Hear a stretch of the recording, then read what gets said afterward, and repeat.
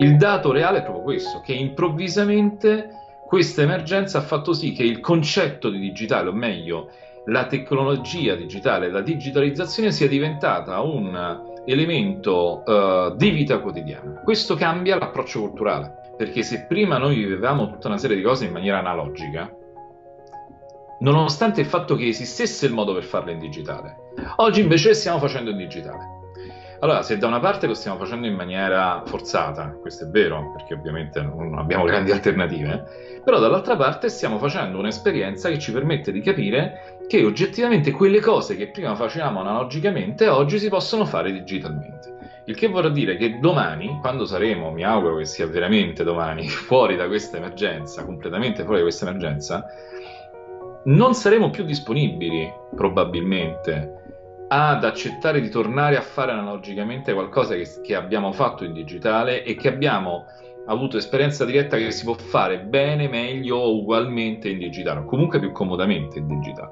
Questa consapevolezza ci porterà a richiedere dall'altra parte uno standard di servizio più digitale.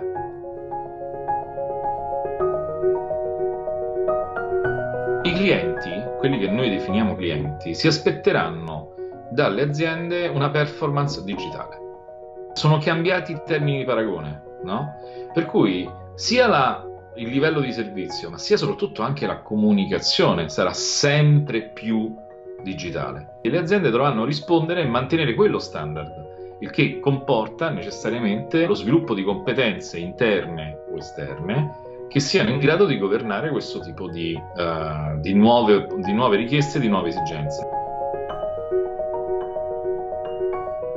Tutti quelli che sono in grado di trovare, analizzare e estrarre senso dai dati, perché il digitale ci mette a disposizione una quantità di dati infinita, e però questi dati vanno gestiti, analizzati, ne va tratto senso. Un'altra figura, ovviamente, è colui il quale, o la categoria di figure professionali, i quali sono in grado di gestire la complessità della tecnologia digitale.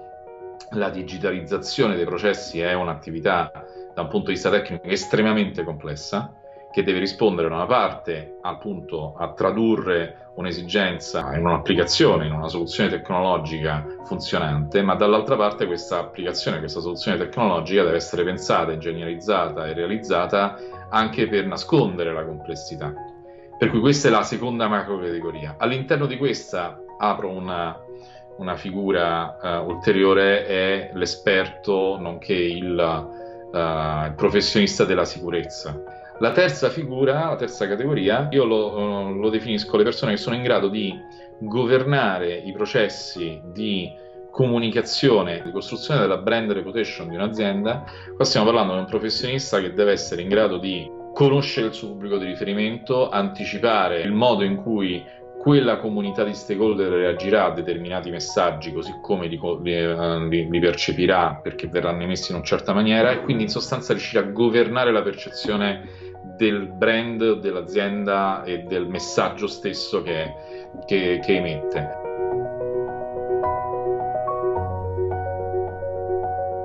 Questo è un mondo che chiede contemporaneamente estrema specializzazione, perché devi sapere esattamente fare quello per cui sei chiamato professionalmente, ma questa estrema specializzazione diventa un minus se non la riesci a inserire in un contesto di visione strategica complessiva. Studiate e specializzatevi nella branca che voi riterrete importante, ma non perdete mai di vista una visione complessiva del mondo che vi dia una visuale ampia per riuscire a cogliere i cambiamenti.